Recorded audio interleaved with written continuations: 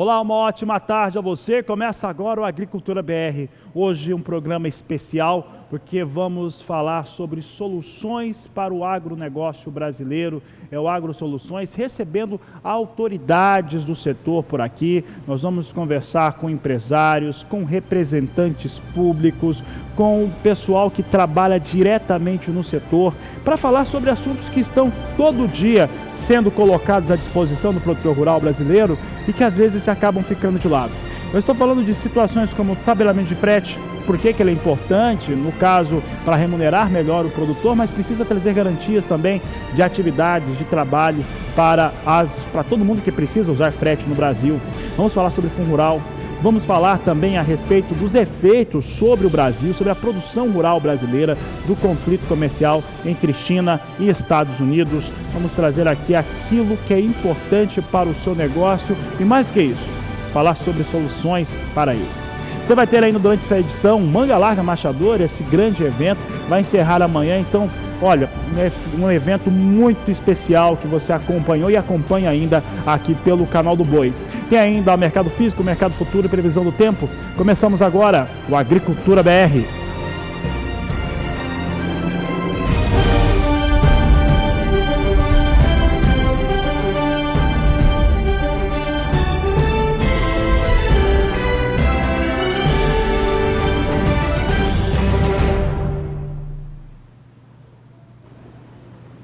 Começa essa edição do Agricultura BR atualizando as informações do mercado da soja. Isso porque hoje mais cedo o Departamento de Agricultura norte-americano confirmou vendas avulsas tanto para soja quanto para milho.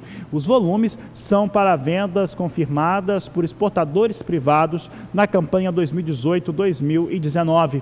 Vamos ver como é que soja em Chicago vem sendo negociado nesse momento? Mercado ao vivo para você, nós trazemos aqui soja em Chicago. Soja em Chicago, neste momento, vindo com uma alta, vem com uma elevação, já ficando perto de 1%, posição negociada a $8,68 por bushel, negócios com soja na posição de agosto, setembro a 8,73, novembro $8,83 por bushel, janeiro de 2019 a $8,94 por bushel, são os negócios que temos com soja em Chicago, mercado ao vivo neste momento.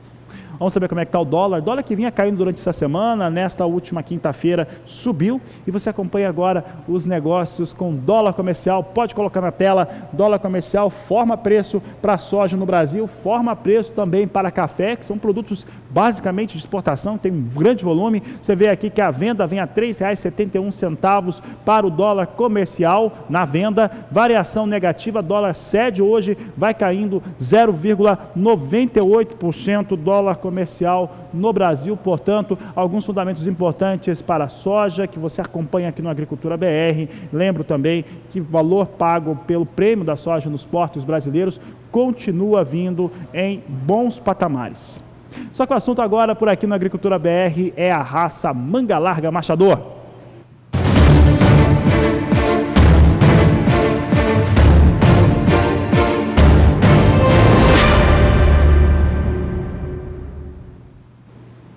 E olha, hoje, dentro da programação aqui ao vivo, é o último dia. Então, essa é a penúltima vez que eu vou convidar o Daniel de Paula a participar do programa conosco. Essa é a penúltima, depois à tarde, na terceira edição, vou chamá-lo mais uma vez. Mas é algo que já começou, de certo modo, até dar saudade. Porque foram aulas diárias a respeito dessa raça, a respeito desse trabalho magnífico feito pelos selecionadores e organizadores dessa 37ª exposição do cavalo Manga Larga Machador. Então é com grande prazer que eu convido meu amigo Daniel de Paula, meu colega, a participar do Agricultura BR de hoje. Está chegando ao fim essa grande festa, Daniel de Paula, mas é um grande aprendizado e principalmente negócios importantes e uma evolução tanto para a raça e também da maneira como se vê o Manga Larga Machador no Brasil. Daniel de Paula, boa tarde. Boa tarde, Fabiana, e a todos os que acompanham essa edição do Agricultura BR. Realmente estamos na reta final da Nacional do Manga Larga Machador, na pista nesse momento.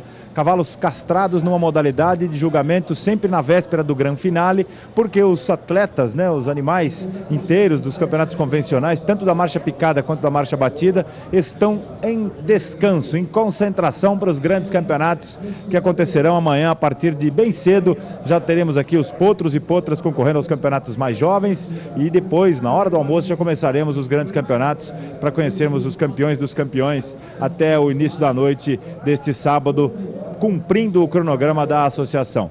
Nesse momento, eu repito, estão os cavalos castrados, né? E está aqui do meu lado o nosso professor, o Fernando Melo Viana, que é treinador, que foi árbitro, enfim, é um cara de autoridade dentro do Manga Larga Marchador. Estava me contando aqui, antes da gente falar, da repercussão do que foi ontem o Boteco Marchadores pela Vida, que tem uma associação que reverte toda a sua arrecadação às entidades cadastradas para receber essas ajudas.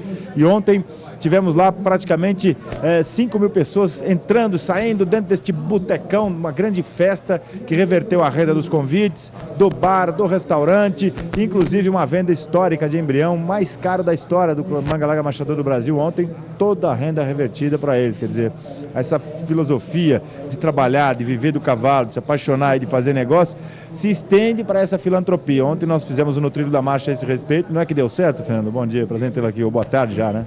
Boa tarde, pessoal. Eu acho que deu certo. Acho que nós tivemos uma contribuiçãozinha que as pessoas se sensibilizaram.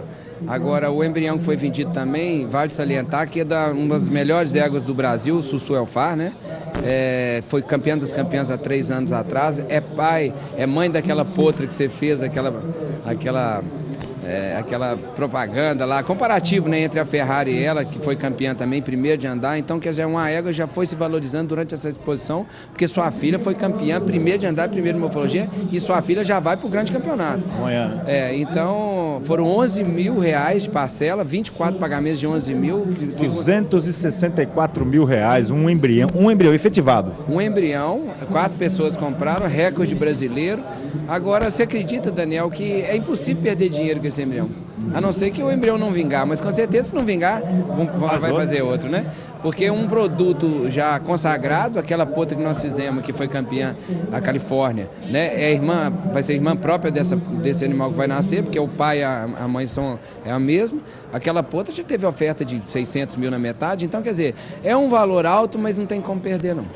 Realmente é um grande negócio e ainda ajudou um monte de gente que precisa das entidades que o Marchadores pela Vida, né, presidido pela Andréa Menegatti, ajuda em todo o Brasil. São 8 entidades espalhadas pelos estados do Brasil e é muito bonito esse trabalho de filantropia porque está ajudando aqueles que precisam realmente.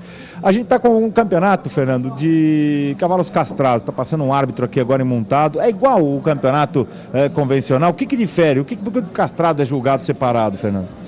Porque o castrado, ele geralmente em relação ao garanhão, ele é muito mais calmo, né? Porque ele foi castrado, mas o julgamento é exatamente o mesmo e a pontuação é muito alta para a criadora. Então houve uma valorização muito grande desses castrados, porque eles contam uma pontuação muito grande para criador e expositor. Então hoje é muito comum a gente ver castrado sendo vendido por 100 mil, 120 mil, aí todo mundo pergunta, mas um castrado... Não vai deixar filho? Não vai deixar filho, não vai poder tirar embrião, não vai poder vender sêmen, né? Mas acontece que as pessoas compram para melhorar o ranking, né?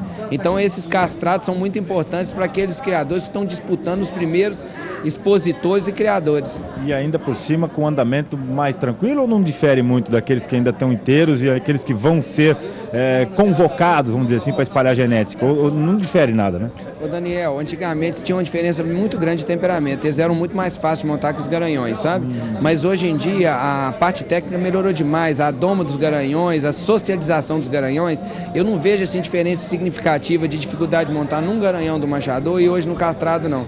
Além do mais, os garanhões hoje participam de cavalgadas, provas, igual o machador ideal, e eles são cavalos muito sociáveis, né? E eles trabalham no dia a dia em casa com outros garanhões e com égua. Então eu não vejo hoje essa diferença de temperamentos significativa, não. E até porque a gente viu aqui durante todos esses 10, 12 dias aí, os animais todos juntos na pista. Então, quer dizer, não tem disputa, né, como normalmente tem em outras categorias e outras espécies animais.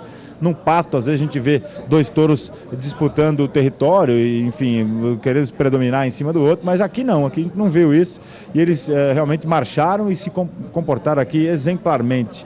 Aliás, todo mundo fez isso, né? Porque aqui ontem nós tivemos praticamente 30 mil pessoas no parque rodando aqui dentro do Parque da Gameleira.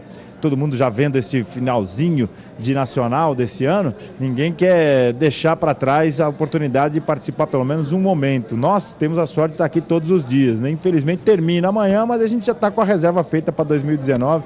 Essa parceria vai durar muito, muito mesmo, forte com o Manga Larga, porque o SBA está aqui fincado, viu, Fernando?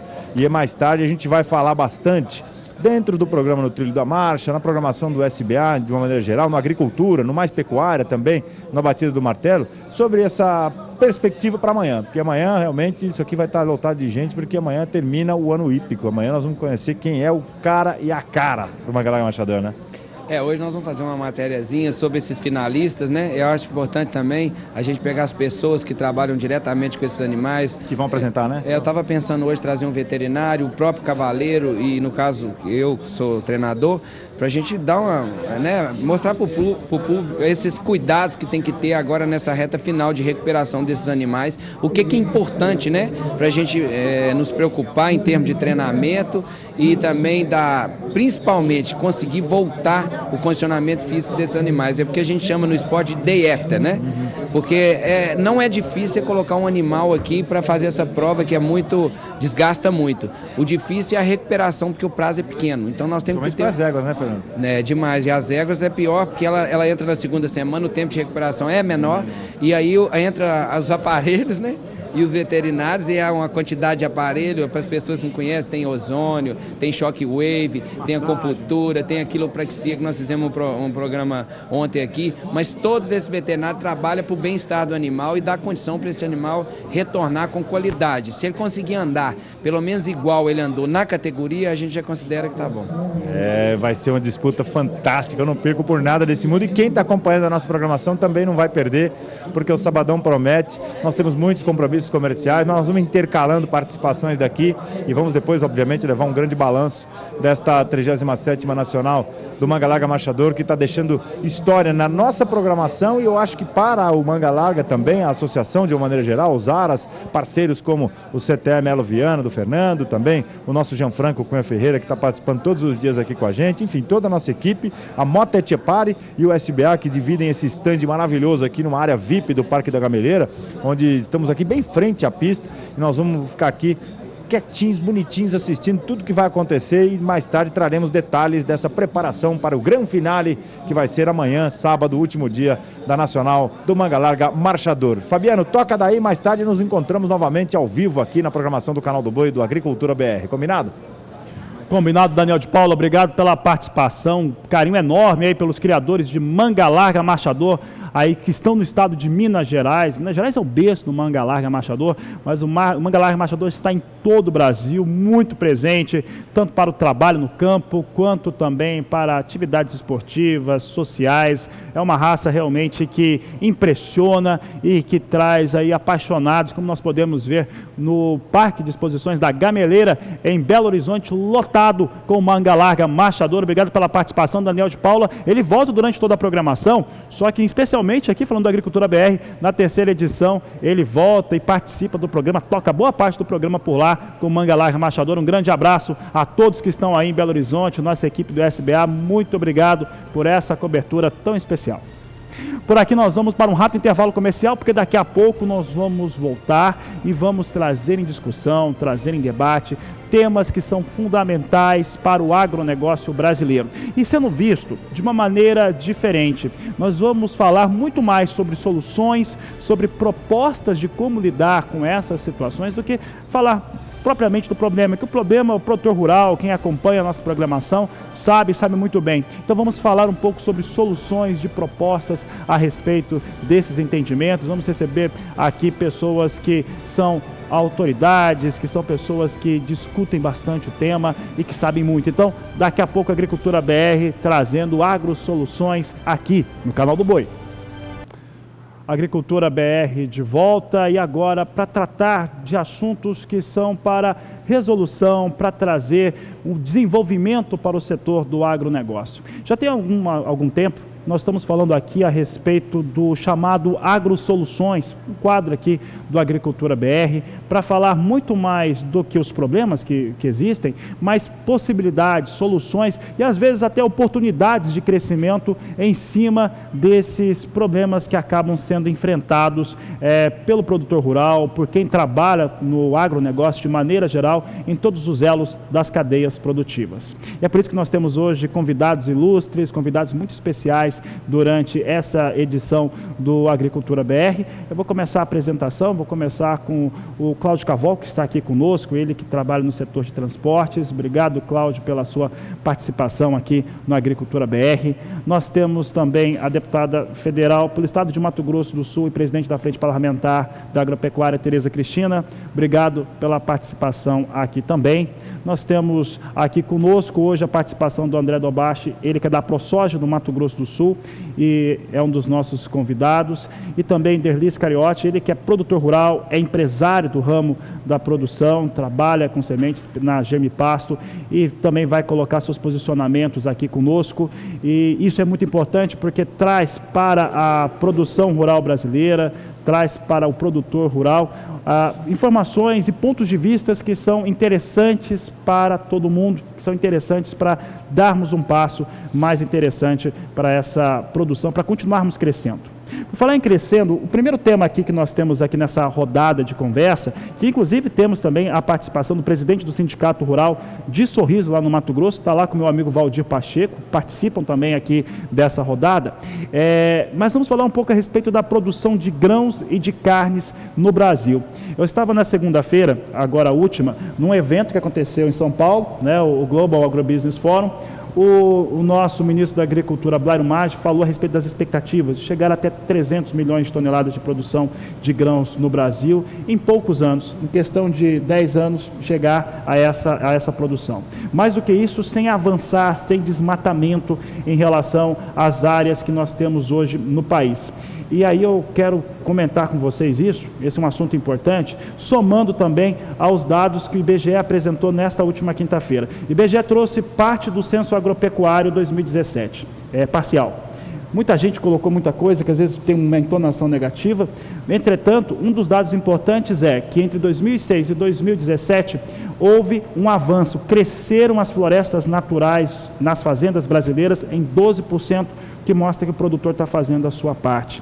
Então, como crescer, preservar e manter o Brasil tão competitivo? Vou direcionar a primeira pergunta para a Tereza Cristina. Obrigado pela sua participação, uma boa tarde. Boa tarde, eu que agradeço poder estar aqui conversando principalmente com a sociedade e com os produtores rurais. Eu acho que o agronegócio, ele tem mostrado que ele é a solução do Brasil, né? Apesar de, às vezes, sermos incompreendidos. Você colocou aí um dado muito importante, que nós avançamos em 12% na recomposição de florestas nativas nas propriedades. Aí vem o enfoque contrário, que nós devastamos 16%. Então, se nós aumentamos 12% e aumentou em 16% a área aberta, na verdade foram só 4%. Vamos começar sobre esse prisma, tá certo? De áreas novas. Quer dizer que o Brasil ainda tem muita coisa a ser feita. Nós temos o melhor Código Florestal do mundo, né? O produtor é o grande responsável pela manutenção desse meio ambiente que hoje todo mundo quer, porque aqui o produtor rural ele tem que manter de 20% a 80% da sua propriedade, dependendo do bioma que ele se encontra, preservado, né? E assim mesmo, olha o que cresceu a produção brasileira nesse mesmo período, sem muita abertura de área nova. E uma coisa que tem que ficar muito clara para a sociedade é que falo em devastação da Amazônia, não é o produtor rural que faz isso. Isso é gente que está na ilegalidade. Quem abre, quem forma áreas com a licença ambiental, é porque ele pode, ele ainda tem um pedaço da sua propriedade, seja nos seus 20, dependendo do bioma, nos seus 20 ou nos seus 80% de preservação, que ele pode abrir, ainda formar e colocar na produção. Então, eu quero dizer que o Brasil precisa olhar melhor para os seus produtores rurais, olhar melhor para esse setor que tem sido o motor do Brasil. Tá certo. Obrigado, Tereza. A pergunta continua sendo a mesma. Agora eu vou falar aqui com o André, porque é da ProSoja, aqui do Mato Grosso do Sul. Um dos dados interessantes nesse levantamento do IBGE apresentado nesta última quinta-feira é exatamente que as áreas das propriedades rurais no Brasil avançaram apenas 5% em 11 anos, ao mesmo tempo que houve uma preservação maior de 12%. Entretanto, muitos colegas, aí fazendo uma crítica aos meus colegas da imprensa aberta no Brasil, dão um enfoque, às vezes, muito negativo, querem enxergar alguma coisa negativa sobre essa área de produção. André, acho que desde o lançamento da colheita da soja, do plantio da soja lá com a ProSoja em Ponta Porã, a gente não se via, em relação a essa questão, manter crescimento, produção de carnes, de grãos, sem ter devastação, tendo essa preservação, como que o Brasil continua avançando? Bom dia, Fabiano, obrigado pela oportunidade de estar aqui, é uma honra para a gente estar representando os produtores aqui nessa importante mesa redonda.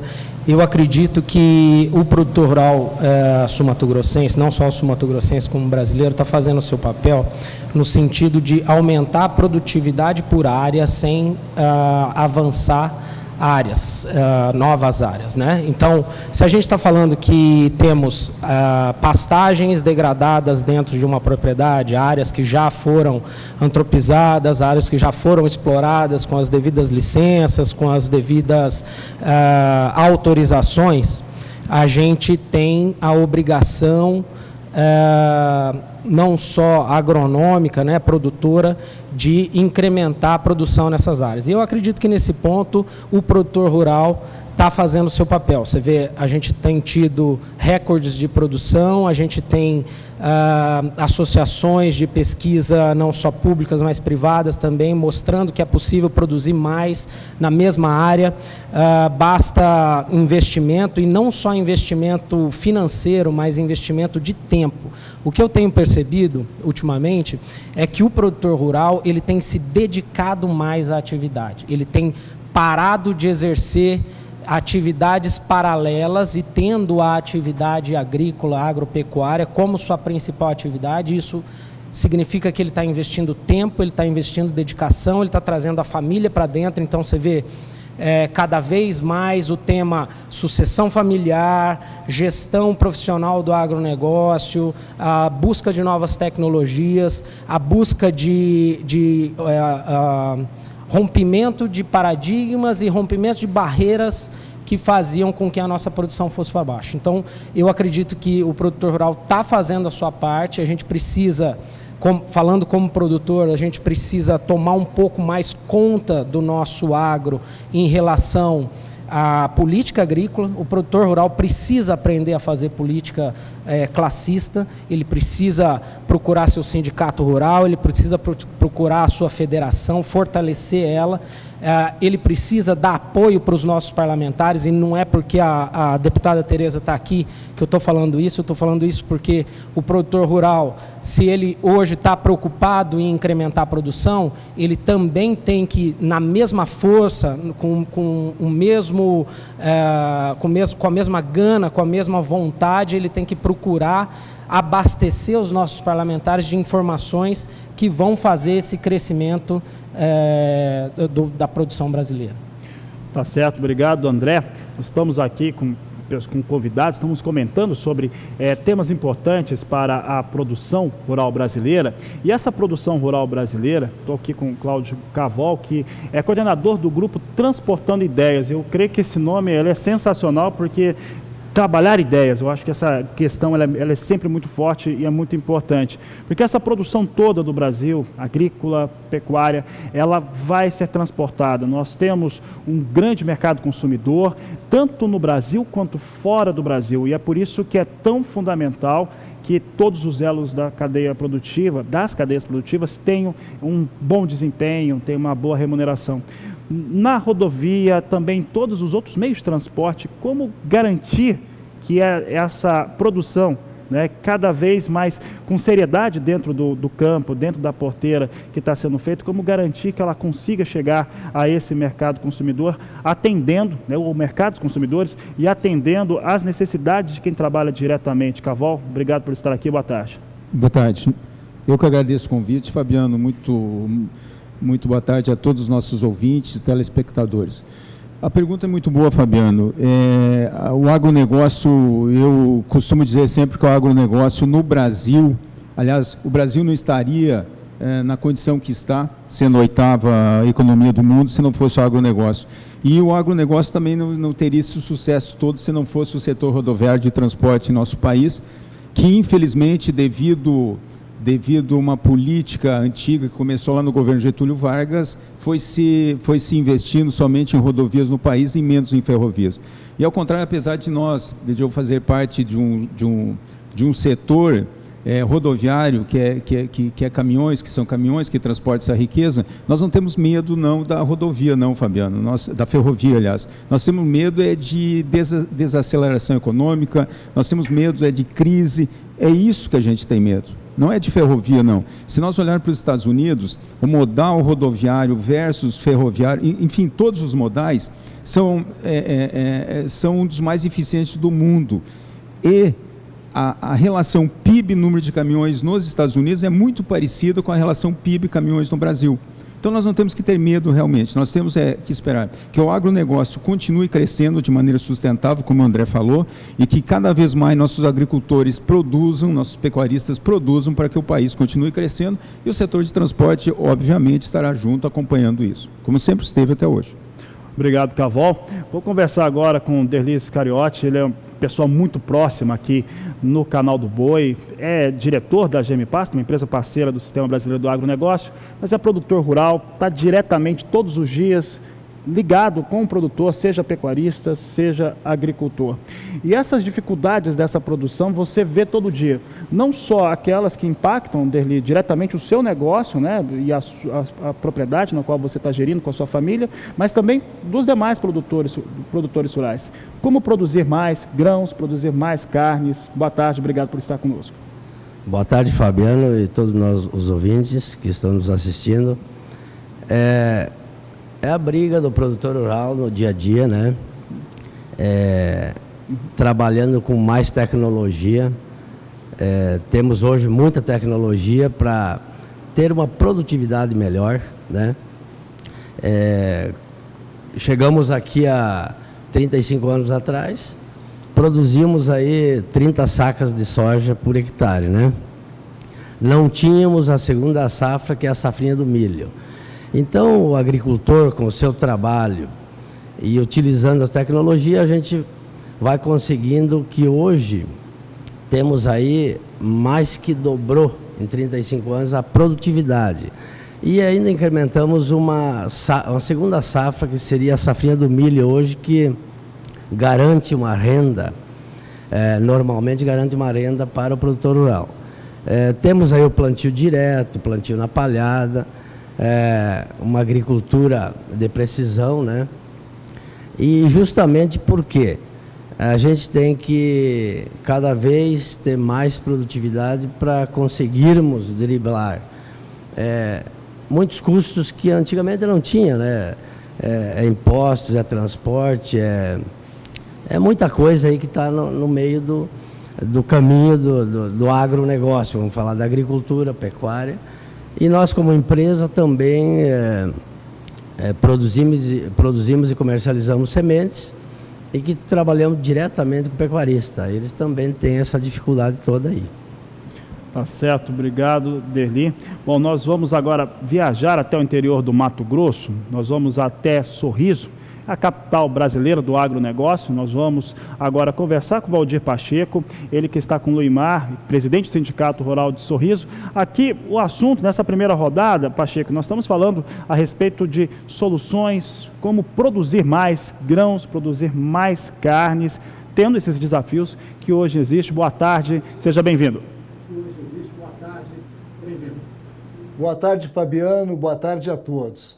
Eu recebo aqui no estúdio, Fabiano, como você falou, Luimar GM, presidente do Sindicato Rural de Sorriso, que é o maior produtor de grãos do país.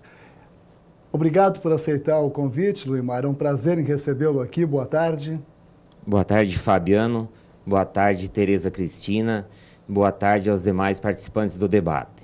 É sempre muito gratificante, Pacheco, a gente falar do agro, vir falar daquilo que a gente faz no dia a dia. A gente sabe que esse impasse, essa novela sem fim do tabelamento do frete está se esticando muito, está trazendo grandes consequências. O que o sindicato vê como solução para resolver esse problema? Qual é a sugestão do sindicato? Certo, Pacheco. Para nós do agro, principalmente aqui na nossa região, que estamos bastante longe dos portos e dos grandes centros consumidores, esse tabelamento nos trouxe muitos problemas, porque tanto o agro quanto os caminhoneiros, basicamente é a mesma coisa. Nós dependemos um setor do outro. Então, com esse tabelamento, criou-se um impasse entre agricultor e transportadores, principalmente motoristas autônomos aqui da nossa região. Nós estamos com produtos em armazéns que não são transportados. Então, isso nos tem dificultado. A colheita da segunda safra está totalmente armazenada. O preço do frete está inviabilizando para as empresas que adquiriram os produtos daqui da região. É um gargalo e eu acho assim que quando se tem um problema, a gente precisaria sentar na mesa entre todos os envolvidos daquela cadeia, para que se ache uma solução em conjunto. A solução não pode vir imposta, principalmente pelo governo, que gerou mais uma fonte de renda para ele que a solução de um problema apresentado. Luimar, hoje, quais são as possibilidades de escoamento da produção aqui do corredor da BR-163 aqui no Mato Grosso? Como eu falei, que nós estamos distantes dos centros consumidores e dos portos, o principal meio de transporte nosso aqui ainda é rodoviário. E há 40 anos que nós desbravamos esta região e iniciamos a agricultura produtiva aqui, viabilizávamos o transporte pela rodovia BR-163 no sentido Arco-Norte, saindo por Miritituba e Santarém. Aquilo que conquistamos ao longo dos anos com esse tabelamento veio abaixo, praticamente derrubou uma conquista que tivemos ao longo dos anos. Hoje, o transporte está sendo ainda melhor e mais viável levar de novo para o sul, mais distante, do que levar para a região norte, que as estradas são difíceis e tem assim, uma característica complicada de transporte. Então, praticamente inviabilizou o transporte no Arco Norte. Agora vamos a Campo Grande com o Fabiano. Fabiano, você tem alguma pergunta, Fabiano? O Pacheco, obrigado. Bom, nós temos aqui algumas interações, né, porque é um tema polêmico, né, nós temos aqui representantes da área de transporte também, e eu gostaria de envolver o Cavol nessa conversa, acabou vindo já antes do intervalo, a gente ia falar daqui a pouco, mas veio um pouco antes, Cavol, e essa é um tema polêmico, é um tema que acaba indo de impacto com vários setores, né? Posicionamento, porque nós trazemos aqui no Agricultura BR, no canal do Boi, a seguinte situação sempre, na qual você precisa produzir, garantir que esse produto chegue e é preciso que quem esteja envolvido seja remunerado adequadamente. Qual que é o seu entendimento sobre esses posicionamentos que estamos trazendo aqui no Agricultura BR? Fabiano, como você colocou, é um assunto bastante controverso. E cada parte, cada lado quer evidentemente, quer deixar seu negócio um pouco mais rentável. Mas, e a Tereza Cristina, felizmente, está aqui do nosso lado, serve hoje de nosso testemunho aqui. Há muitos anos, nós estamos à frente do CETLOG, que representa o setor rodoviário aqui no Mato Grosso do Sul, e nós começamos a prever, há 10 anos atrás, praticamente, de que nós teríamos essa crise no setor rodoviário de cargas do país. Porque o governo, lá no início do governo Lula, ele financiou com juros subsidiados, através do BNDES, caminhões em todo o Brasil, com juro de 2,5% ao ano, um ano de carência para pagar, e um ano de carência para começar a pagar a primeira prestação e 10 anos para terminar o pagamento de todas as prestações. Nós tivemos com isto dentistas, médicos, cabeleireiros comprando caminhão e colocando na estrada. E esses profissionais que acabaram comprando caminhão, não tinham a experiência necessária para entrar nesse negócio. Infelizmente, aconteceu, isso já estava previsto, nós tivemos várias vezes em Brasília advertindo o governo, a Tereza Cristina nos acolheu lá várias vezes, por 2 vezes estive dentro do Senado, falando em comissão mista do Senado, falando sobre esse assunto e pedindo que o governo não financiasse mais os caminhões com esse juro. Felizmente, hoje não existe mais, os juros do FINAME já estão praticamente juros de mercado, de um CDC, e nós esperamos que com isso o mercado se equalize e se normalize como era 10, 15 anos atrás e fique realmente uma operação de livre mercado em que relação demanda versus procura vem acontecer. Mas, pelo que nós estamos vendo, a tabela que foi imposta ao caminhoneiro autônomo, que estava literalmente quebrando, e isso é muito sério. Se nós perdermos o caminhoneiro autônomo, o Brasil hoje conta com 3 milhões de caminhões rodando para levar nossas riquezas de um lado para o outro, inclusive as que a gente exporta também. Se nós perdermos, e caminhoneiro autônomo são 1,5 milhão de caminhões. Se nós perdemos essa fatia do mercado, que é o caminhoneiro autônomo, o Brasil literalmente para. Mesmo que nossas empresas, eu sou um empresário do setor, nossas empresas comprem mais caminhões, não tem como atender esse setor se nós perdemos 50% hoje dos caminhões que estão trabalhando e levando nossas riquezas. Temos que olhar assim com uma certa atenção para esse segmento tão sofrido, e tentar chegar numa equalização entre pagamento de frete e rentabilidade ao agricultor para que todos ganhem e assim o Brasil continue crescendo. Tereza, esse tema ele foi muito debatido na Frente Parlamentar Agropecuária, dos representantes da frente com os demais colegas da Câmara Federal, do Senado também. Hoje, qual que é o entendimento que a frente está tendo, que vocês estão conseguindo alcançar em relação ao tabelamento de frete? Bom, primeiro, o tabelamento ele sempre foi um assunto que a frente nunca achou que tabelar seria uma coisa boa. Tabelar é um retrocesso, né? Em tudo, não só nos fretes. Nós vivemos numa economia de livre mercado. Então, o contratado, o ajustado, seria o melhor dos mundos. O tabelamento impõe essa confusão que nós temos hoje aí. Foi feita uma medida provisória depois daquela greve, de Afogadilho foi feita uma tabela, que é a tabela que, aliás, está vigente, que é uma tabela onde, nas variáveis todas, e aí o Cláudio, que é um expert nisso, pode falar muito melhor que eu, essa tabela, vários segmentos de transportes rodoviários estão exagerados, não se tem como contratar. Aí eu vou dizer um pouquinho sobre os grãos. Quando você compõe o preço do frete numa venda de grãos, geralmente é feita a futuro, ela é feita o ano passado, na safra passada. Então, esse preço já estava embutido no preço dessas commodities, soja, milho, trigo, girassol, algodão, enfim, tudo. Então, o que aconteceu? Essa tabela, ela desequilibrou esses preços, mas como tem uma medida provisória que foi aprovada, é um projeto de lei, o que acontece? Essa tabela vigente hoje, ela distorce a grande maioria. Então, as empresas têm uma insegurança jurídica muito grande na contratação. Por quê? Se ela contratar na tabela, ela está tomando um prejuízo monstruoso, porque esse frete já estava lá atrás, ele já estava realizado, não pago, mas realizado dentro de uma tabela de custos do produto. E a outra coisa, as empresas, com essa insegurança que tem, eles ficam, vamos dizer, numa vulnerabilidade. Por quê? Porque, como a tabela vale, e se ele descumprir a tabela, ele pode ser penalizado com multas muito pesadas pela NTT, né? Então, nós criamos um imbróglio, na minha opinião, tanto para um lado quanto para o outro. Isso foi amplamente discutido, inclusive com os caminhoneiros autônomos.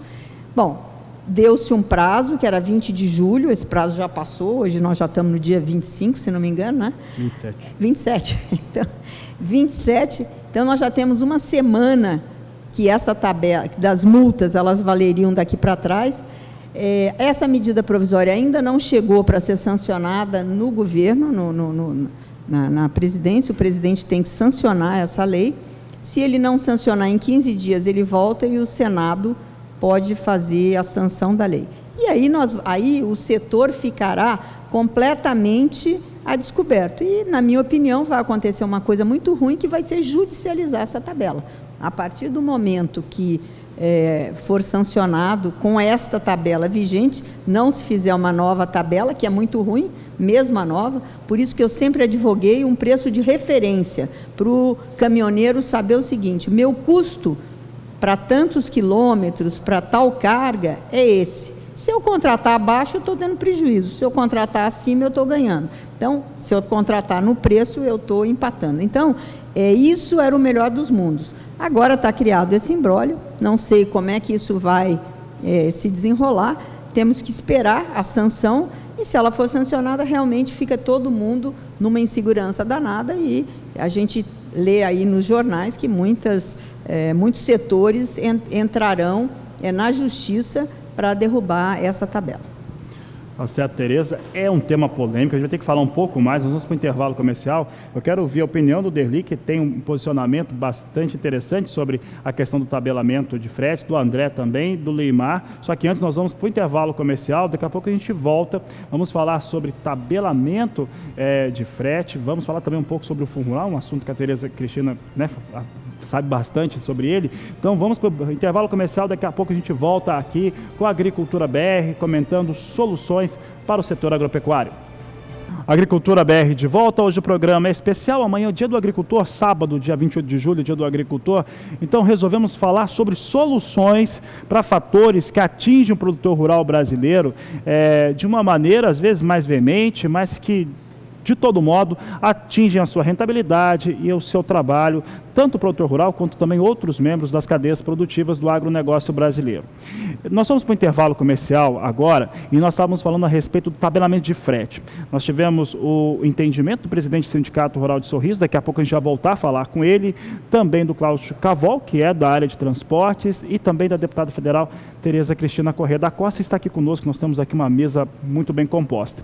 Eu vou voltar ao assunto e agora eu vou ouvir a opinião, o entendimento, vamos ouvir o entendimento do Derli Iscariote, ele que é empresário, produtor rural, a respeito desse fator. Derli, produtor rural, evidentemente, ele é contra a questão do tabelamento, acaba sentindo. O que nós temos visto é que algumas trades não estão negociando como estavam antes. Eu acho que esse é um assunto para o André também, mas não estão exatamente por conta do custo mais alto de frete.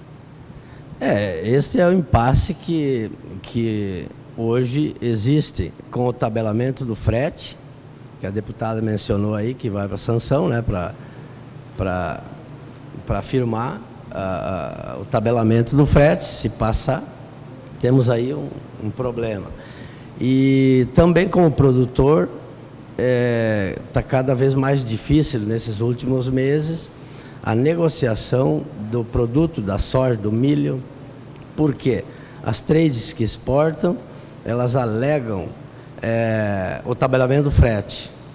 E nós, como produtores, é óbvio que quem vai pagar a conta certamente é o produtor, recebendo menos reais na saca da soja, na saca do milho. E então tem esse impasse. Os lados são opostos. Uns falam que o problema não é o tabelamento, não é o frete que está atrapalhando as negociações, e tem a maioria das trades aí das empresas exportadoras de grãos que nem estão comprando.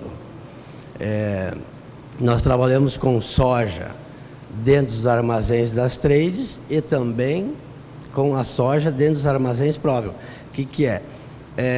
Falava essa semana com meu irmão, né, sobre a comercialização, está meio travado por causa disso. Assisti também uma reportagem das cooperativas do Paraná.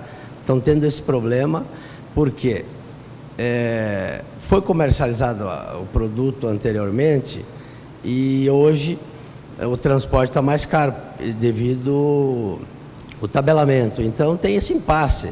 Eu acho que precisamos resolver, discutir e ver qual dos dois lados que tem que ceder um pouco ou se estão dificultando, colocando o frete como empecilho da negociação da saca de soja em cima dos transportes até o porto de Santos, aos portos daqui do Brasil, né? Tá certo, Derli. Quero agora fazer mais ou menos a mesma pergunta para o André. O André está aqui conosco. André, esse fator que nós tivemos do tabelamento de frete, primeiro choque foi esse, ele ficou mais caro, né, principalmente pela questão de ida e vinda. Há um risco para a temporada, a campanha 2018-2019, eu quero que o pessoal lá em Sorriso preste atenção nisso, há um risco para a campanha 2018-2019 por conta dos fertilizantes que não estão chegando, tem um custo, é um produto com valor agregado menor, então quando você paga o mesmo valor de frete na volta, acaba tendo um impacto que às vezes não dá para cobrir. Então não está chegando fertilizantes e talvez não chegue para o período correto de plantio, André, e isso é o que você vive todo dia. Exatamente. Então vamos lá. Eu acredito que, em primeiro lugar, a solução de todos os problemas, não só agrícolas, agropecuários, é a discussão, o diálogo desarmado, né? Então a gente precisa entender realmente onde está o problema, porque a gente precisa colocar esse fertilizante em campo, a gente precisa distribuir ele e ele não está chegando. Conversando no nosso grupo de compra, a gente teve uma reunião muito grande, muito extensa com o fornecedor, no sentido de entender qual a dificuldade de colocar o produto nas propriedades, e chegamos até a acordar um meio termo nesse novo tabelamento de frete. Claro que a gente está falando de um problema de força maior, né? Acordamos numa greve onde decidiu-se fazer um tabelamento que gostei muito do comentário da deputada Tereza, onde tabelamento é um retrocesso e que a gente precisa realmente ter uma referência até para ajudar os motoristas aí que fazem frete de maneira autônoma, né? E não tem aí um balizamento do seu custo de frete, mas tabelar isso e achar que todo mundo vai pagar o mesmo valor e que isso não vai impactar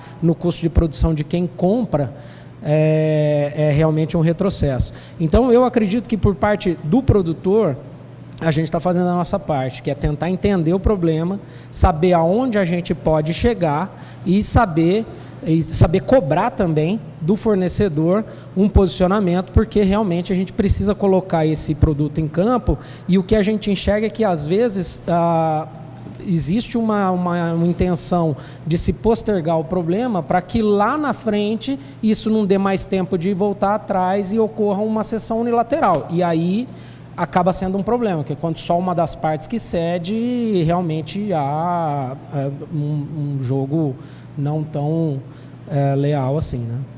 Tá certo. Nós vamos agora para o Mato Grosso, lá para Sorriso, e eu lembro que os transportadores, os motoristas principalmente, os últimos anos não tem sido fácil para eles.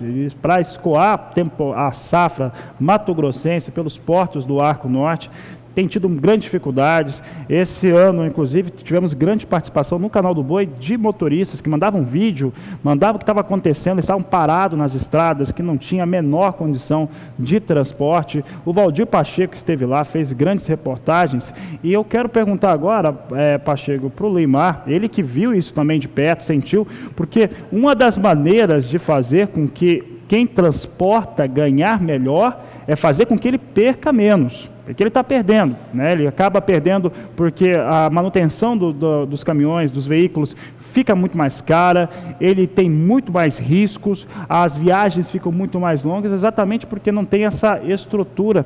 Qual que é o entendimento do Luimar por aí? Pacheco, seja bem-vindo mais uma vez.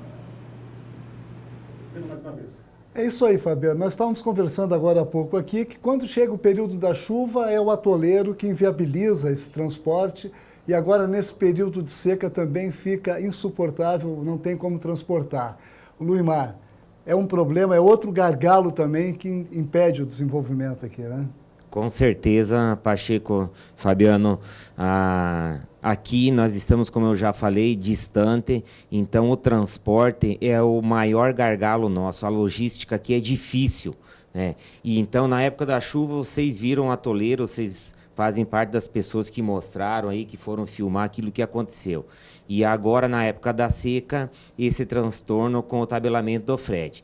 Eu quero lembrar que, em função da nossa distância aqui, na região, usa-se muito o chamado barter, ou a troca de grãos por fertilizante, que as empresas compradoras dos nossos grãos são as que trazem o fertilizante para que a gente implante a próxima lavoura. As trades. Né? As trading. E isso não está acontecendo, porque não está indo os grãos e não está voltando o fertilizante. Então, nós temos mais um problema que já vai ser mais um gargalo, mais uma batalha. Estamos terminando a segunda safra, a colheita de milho, e nesta época o agricultor já usa o fertilizante. Ele começa a lançar na sua lavoura para depois fazer o plantio. Ô, Fabiano, uma coisa que muita gente não entende é o seguinte, na época da greve dos caminhoneiros, houve apoio, sim, do Sindicato Rural, da ProSoja de Mato Grosso, né? Mas com referência ao preço do diesel. Ali teve o apoio, mas não por um decreto que veio prejudicar todo o setor produtivo, né, Luimar? Exatamente, Pacheco. Eu, como representante dos produtores aqui da região, dei suporte, dei apoio, participei da greve dos motoristas, porque entendíamos que a reivindicação deles era justa, e é justa. E eu vanglorio as entidades que foram defender os motoristas lá em Brasília. Eles conquistaram, eles conseguiram aquilo que eles buscavam. Mas nós, como produtores, nós não tínhamos na pauta esse tabelamento. A proposta que chegou para nós era diminuição do preço do óleo diesel e também isenção dos impostos incidentes sobre o óleo diesel para que se tornasse mais barato, para que o transportador, o motorista autônomo ou as transportadoras tivessem um certo lucro naquele trabalho prestado. E que a gente é muito dependente deles. Então, por isso, nós colocamos à disposição dos motoristas e damos suporte, damos apoio para eles na época da greve. Fabiano, a grande preocupação agora aqui também é dia 15, a partir do dia 15 de setembro, acaba o vazio sanitário, inicia o plantio da soja. E esses insumos que não chegaram até agora? É outro problema, é outro gargalo. É um grande gargalo, a nossa região não tem condições de transportar isso rapidamente, em função da distância, isso está acumulado nos grandes centros, nos portos, nas indústrias misturadoras de fertilizantes. Os caminhões hoje, eles praticamente fugiram do estado do Mato Grosso em função de que com o tabelamento na origem deles também ficou viável trabalhar, transportar. Então serão problemas que nós deveremos vivenciar nos próximos dias. E eu acho que como solução a gente deveria sentar na mesa todo junto e principalmente o governo. Eu acho que o governo criou uma fonte alternativa de renda e ele não atendeu aquilo que seria a solução para toda a cadeia dependente do transporte. Ok, Luimar, muito obrigado pela sua participação. Voltamos a Campo Grande. Fabiano. Obrigado, Luimar. Obrigado, Pacheco, também. Por aqui a gente segue. Agora falamos um pouco de tabelamento de frete, falamos da produção de carnes e também de grãos no Brasil. Eu quero tratar de um tema agora que voltou a ser um pouco mais discutido por conta da Abrafrigo, que agora recentemente conseguiu uma liminar que desobriga a retenção do tributo do Fundo Rural. O Fundo Rural é uma realidade, ele está colocado sobre a produção rural brasileira em vários segmentos. Tereza, você que fez a relatoria, trabalhou muito sobre essa questão, não é fácil, porque, de certo modo, é fazer com que o produtor rural, com que o elo da produção, que você tem uma identificação enorme, de certo modo, tenha que ceder um pouco, né, mas precisava ser feito. Hoje, falando resumidamente como que fica a situação do produtor rural e das empresas também, junto a essa tributação. Bom, eu acho que, inquestionavelmente, o futuro, o presente e o futuro estão resolvidos, porque conseguimos aí avanços consideráveis, diminuindo em 40% o valor da tributação, e o ano que vem a folha, né? Que eu acho que esse é o maior ganho, que eu não vejo o produtor falar muito sobre isso, mas você poder fazer a opção pela folha, a grande maioria, eu acho que aí vai estar o maior ganho do produtor rural. A adesão foi, por 3 vezes, foi prorrogada, e a adesão acabou ficando para 30 de outubro. A partir do dia 6 de agosto, você já ganhou 1 ano, né? Você vai ter que fazer os cálculos sobre 4 anos, e não mais 5, porque a lei já tem um prazo aí que dá esse ano fiscal aí, a menos para quem fizer a adesão.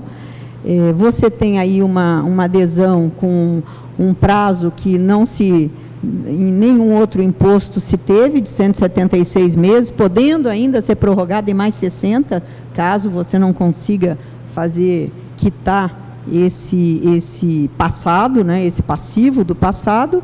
Agora, é muito preocupante para o produtor rural essa liminar, porque acaba caindo nas costas dele, né, e só dele, esse problema. Então, eu acho que isso aí tem que ser muito bem avaliado, ainda liminar. Então, nós temos que ter cuidado redobrado, porque no passado, toda essa confusão é que todo mundo trabalhou em cima de liminares, e liminar é uma decisão precária do mérito, ela pode ser mudada. Então, eu acho que o produtor rural tem que consultar os seus sindicatos, eu acho que os sindicatos e as federações precisam orientar o seu produtor rural para ver como é que ele tem que proceder diante dessa liminar aí que a indústria frigorífica conseguiu, e aí o produtor, ele é o responsável por este recolhimento, então somente ele terá essa responsabilidade. Então, eu acho que a gente tem que continuar discutindo esse assunto, que é um assunto que já era para estar encerrado, mas agora vamos para o outro capítulo, que é essas ações aí pedindo essas liminares. Exatamente, Tereza. Eu vou lembrar que o produtor rural, telespectador do canal do Boi, nesta última quinta-feira, o Agricultura BR entrevistou um dos membros do corpo jurídico do escritório EFECAM, que foi foi responsável por ter conseguido essa liminar para a Abrafrico. Mais do que isso, alertou que outras associações, outras instituições também estão entrando com ações semelhantes. Vou falar agora com o Derli Iscariote. Ele é produtor e também empresário, trabalha com a área de sementes, e sobre a área de sementes tem um impacto também direto, não é isso, Derli? Sem dúvida nenhuma, porque tínhamos, era livre o Fundo Rural para sementes, não era cobrado o Fundo Rural, né? O deputado sabe disso, e há uns 3 anos atrás voltou a ser questionado e foi aprovado a cobrança. E ainda, para ajudar um pouco mais o produtor a complicar, o empresário também é retroativa 5 anos, né, deputado?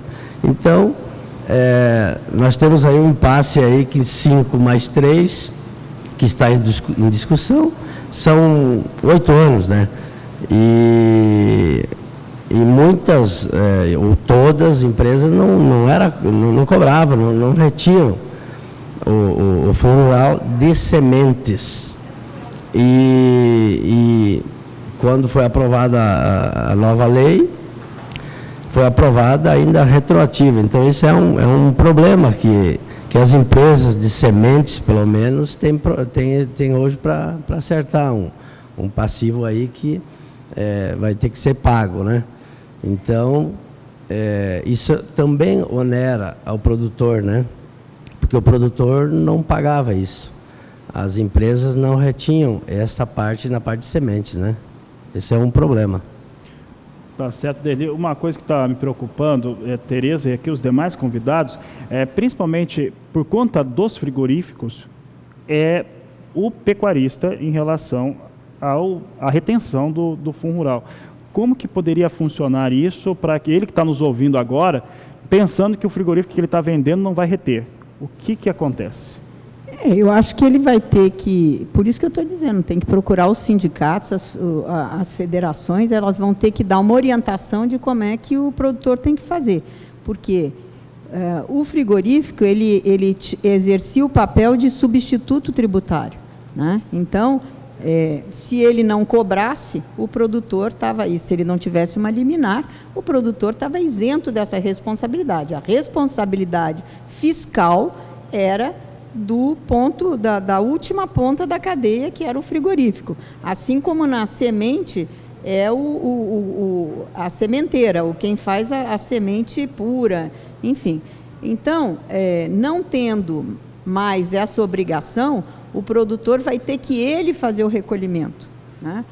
Esse é o meu entendimento. Agora, como fazer isso? A Receita tem que estar preparada para isso, mas eu volto a dizer, tem que ver quem faz parte, quem conseguiu essa liminar, quem são as indústrias que já têm isso na mão. Por quê? Porque senão nós vamos cair no mesmo problema que nós tivemos no passado. Liminares que foram dadas das mais variadas formas, com depósito judicial, sem depósito, e foi o que virou esse imbróglio todo. Então, eu acho que é um tema importantíssimo que precisa ser discutido urgentemente para o produtor ter segurança do que ele vai fazer. Ou ele cobra do frigorífico essa retenção, se foi feita em nome dele, ou se ele vai ter que fazer o boleto e ele recolher o 1,5%, que é o novo Fundo Rural. A partir do ano que vem, acaba, para quem fizer a opção pela folha, porque aí acabou. Aí eu quero pagar a folha, vou pagar como se paga a previdência urbana. Vai lá, recolhe, põe o número de funcionários, faz o cálculo, a parte do empregador e a parte do empregado, recolhe-se e está resolvido. Você não depende mais das indústrias, né?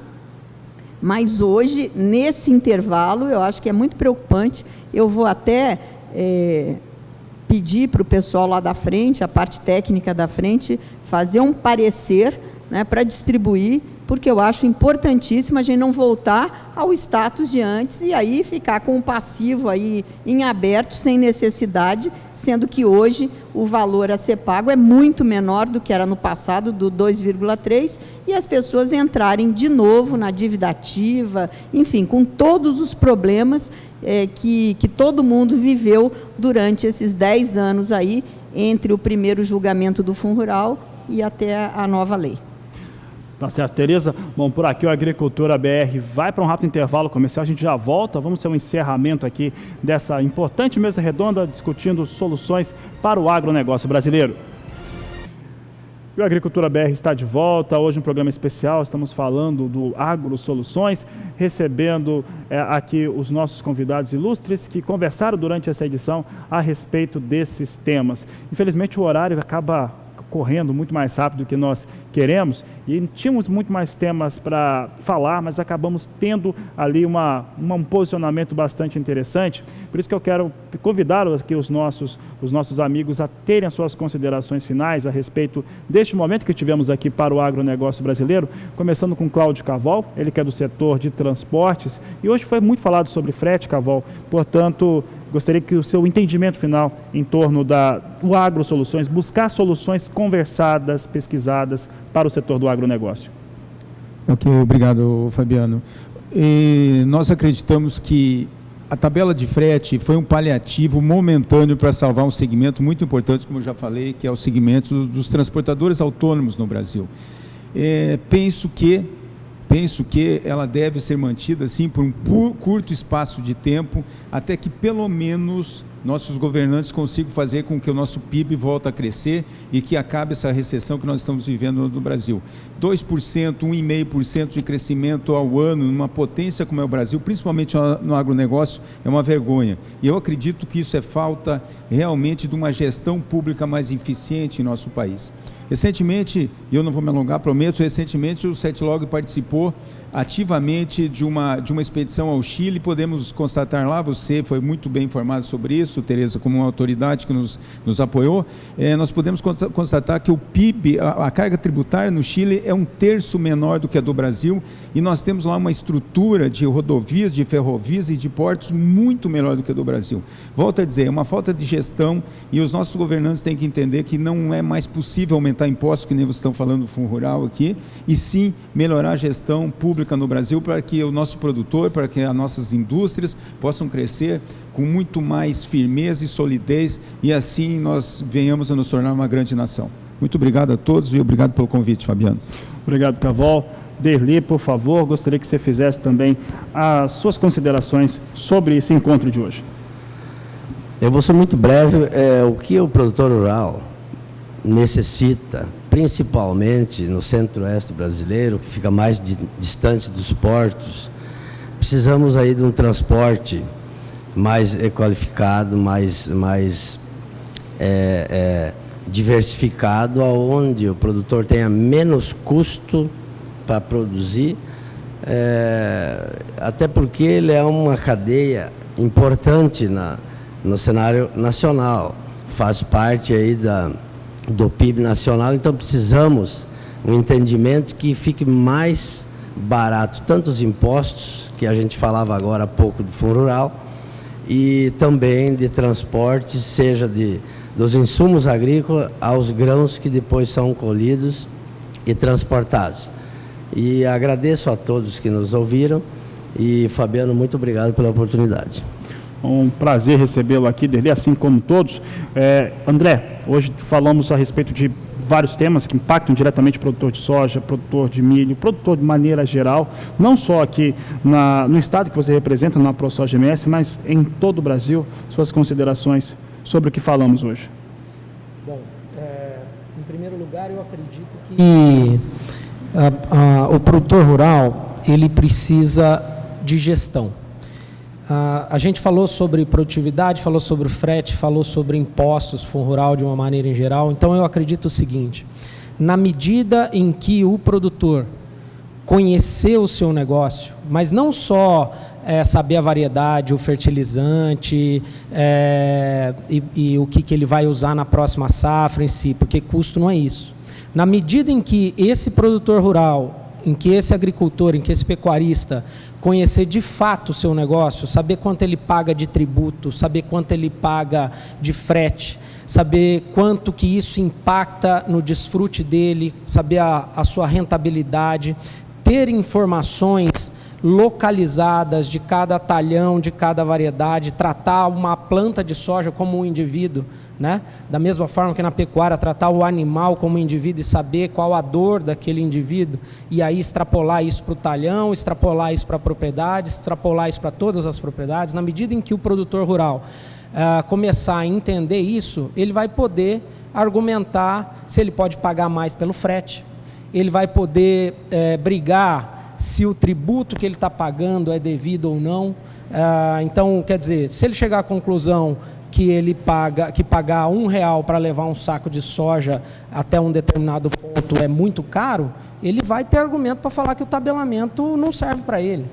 E também ele vai atentar que se hoje ele tem um calo de frete na produção, é porque ele tinha um calo de armazenamento há muito tempo atrás, e ele está aumentando a produtividade da área, ele está aumentando a sua produção de grãos, e ele não está atinando que ele não tem onde guardar. E aí ele começa a colher aquele produto, ele tem fila lá no local onde ele armazena, ele tem que colocar mais caminhão, aí o caminhão tem um tabelamento de frete. Então, quer dizer, ele está pecando por não conhecer direito a sua atividade. E aí, nesse ponto, eu quero aproveitar aqui e fazer um gancho e um convite a todo mundo que está assistindo a gente para participar hoje da palestra do meu amigo produtor e presidente da Fundação MS, Luciano Musi Mendes, que vai estar fazendo uma palestra sobre gestão e ferramentas de administração aqui no Sindicato Rural de Campo Grande. Tá certo, André, obrigado pela participação. Tereza Cristina, suas considerações aqui no Agricultura BR. Obrigado, Fabiano. Eu quero agradecer aí a oportunidade de estar conversando sobre temas tão importantes e relevantes para a agropecuária nacional e dizer para vocês que tudo que vocês falaram, que cada um colocou do seu setor, é importantíssimo, são temas do momento, mas eu acho que o que nós precisamos no Brasil é segurança jurídica para trabalhar e previsibilidade, com responsabilidade. Então, eu acho que nós temos aí um período muito importante para essa reflexão, um período que vem aí pela frente, que o produtor rural olhe com um olhar muito crítico, né, do que é que nós, da agropecuária, queremos para o futuro do Brasil, né? Na minha opinião, nós precisamos de muita segurança jurídica, previsibilidade para os negócios. E aí se vier infraestrutura, tem que vir com mais força, enfim, tudo que nós falamos aqui, acontecendo isso, eu acho que a agricultura vai embora sozinha e nós vamos passar dos 300 milhões de toneladas de grãos muito facilmente, vamos continuar sendo o maior produtor de carnes do mundo e com bons agricultores que saibam fazer gestão, que saibam cuidar do seu negócio e principalmente cuidar do povo brasileiro que tem hoje comida barata na sua mesa e ainda dá conta de abastecer a mesa de mais de 140 países. O Brasil é um grande exportador e isso se faz com a garra, com a coragem deste setor que vem se superando a cada dia. É isso aí. Tá bom, Tereza Cristina, obrigado pela participação. Quero agradecer aqui ao Cláudio Carvol, a Tereza Cristina, ao André Dobashi, ao Derlis Cariotti, também o Luimar lá no Mato Grosso, a minha equipe, também o staff aqui dos convidados que proporcionaram hoje uma discussão, começar a falar muito mais a respeito das soluções para o agronegócio brasileiro. Eu me despeço por aqui, voltamos às 17h20 com a Agricultura BR. A todos uma ótima tarde e até lá!